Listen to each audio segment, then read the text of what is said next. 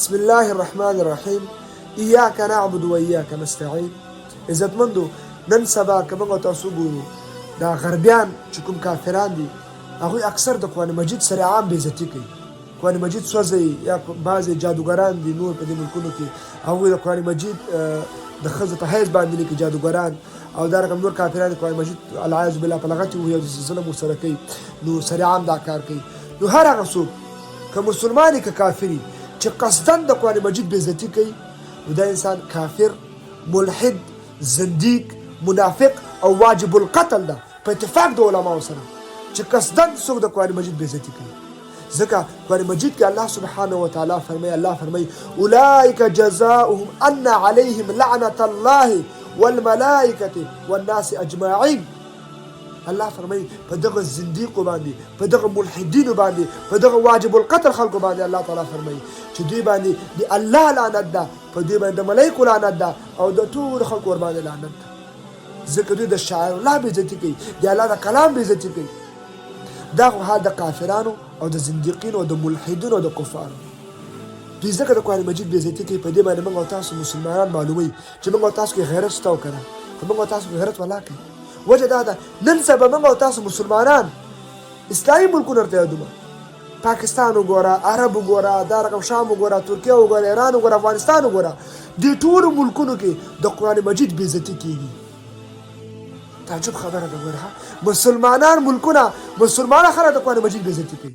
څنګه بېعزتي کوي؟ دا رقم بېعزتي کوي چې موږ او تاسو خپل کتاب، خپل آیین، خپل اساسي قرآن دا موږ او تاسو اساسي قانون نه ده ګرځولی. د الله قرآن مجید چې کوم اساسي قانون ده دغه موږ تاسو خپل اساسي قانون نه ده ګرځولی. وښیئ تاسو ماته عرب وګوره، پاکستان وګوره، ترکیه وګوره، ایران وګوره، افغانستان وګوره، کوم ملک را لګېدلی ده چې د الله کتاب یې حاکم کړی چې سره عام د غل نه باید لاس کټ کړي. هر هغه څوک چې شادي شده یې واده یې کړی نو دا چې زنا وکړي دا باید رجم سي. هر هغه څوک چې قتل وکړي قصدن قتل وکړي نو هغه باید قصاص کړی شي. نو د الله کتاب موږ او تاسو ولنه حاکم کړی. اول موږ او تاسو په اجتماعي توګه ټول امت عرب، پاکستان، ترکیه، ایران دا نور اسلامي ملکونه ځان ته وایي دوی ټول د الله کتاب نه حاکم کړی.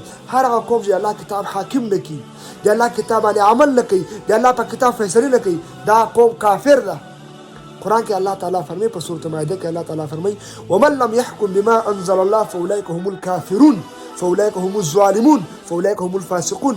الله فرمایي څوک چې زما قرآن اساسي قانون ونه ګرځوي، زما په قرآن باندې فیصلې نه کوي، الله فرمایي دا کافران دي، دا ظالمان دي، الله فرمایي دا فاسقین دي.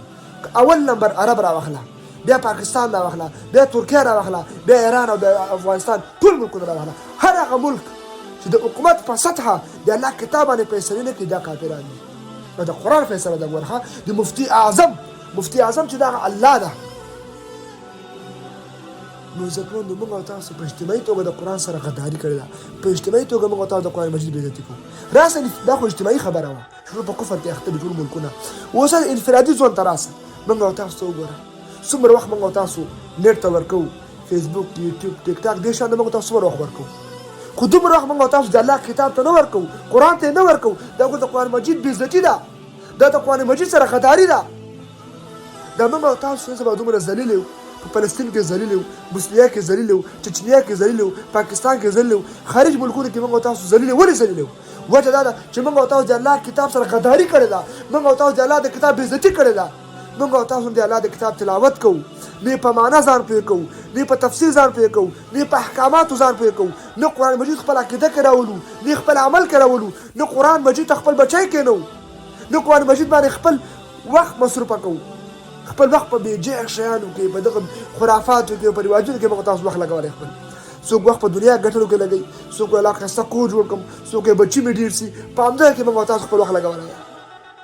نبي علیه الصلاة والسلام فرمایي هر څوک ومن ابتغى الهدى في غیري اضله الله. هر هغه څوک چې قرآن مجید نه بغیر بل شي کې هدایت ولټوي دا کس به خامخا الله ګمراه کړي. موږ تاسو په دې کې سبا خپله کامیابي ګڼو، څنګه پیسې ډېرې کړو، څنګه پاسپورټ د لندن او د امریکا او د ایټالیا واخلو، او څنګه کورونه جوړ کړو، څنګه ښځې ډېرې کړو، څنګه بچي ډېر سي، څنګه شهرت ډېر سي، بس په همدې کې مصروف وي. د الله کتاب موږ شاته پرېښوي. عزتمندو د الله د کتاب عزت وکړئ. کافر خو هم د قرآن مجید بېعزتي کوي، خو کافر دي نو ما ورته ولې بې عزتي کوو ما ته پکار دي چې د الله کتاب باندې ځان پوه کړو د هغې لفظ صحیح وو د هغې معنی باندې ځان پوه کړو احکاماتو باندې ځان پوه کړو د قرآن مجید خپل عقیده خپل عمل کې خپل کور کې حاکم کړو خپل بچیان ورته کینو خپل ورته کینو خپل مسار خپل اولاد ورته کینو خپل مال خپل دولت خپل وخت دا ټول په قرآن مجید لپاره وقف کړو الله دې موږ تاسو توفیق راکړي چې د قرآن مجید بې عزتي نه ځان وساتو عزتمندو والله بله دا د قرآن مجید بې عزتي ده ځکه یې بې عزتي ده چې دا موږ تاسو ذلیل یو په دنیا کې دا وجه دا ده چې موږ تاسو قرآن مجید سره جفا کړې ده قرآن مجید سره موږ تاسو خیانت کړی ده موږ قرآن مجید ته وخت نه ورکوو فضولیاتو ته وخت ورکوو